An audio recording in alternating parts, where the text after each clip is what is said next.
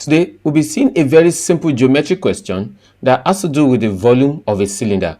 While I'll solve the question and also point out simple mistakes students make when attempting to solve this question, I'll be glad you pause the video, take a look at the question, and try solve it on your own first.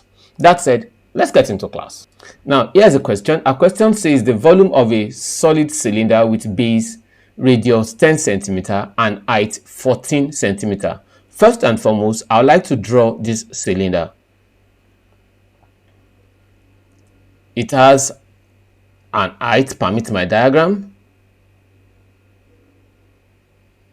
and here also is the base.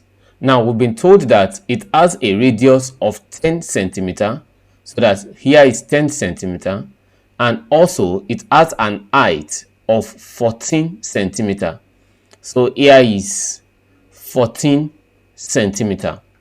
Now we are asked to find the volume of this cylinder. Now volume of a cylinder is given as pi r squared h. Now this is the first mistake I observe students make when attempting this question.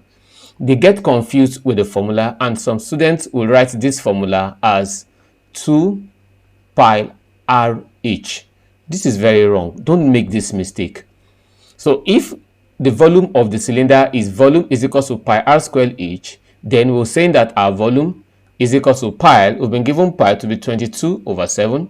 That's 22 over 7 times r. R is 10 centimeter.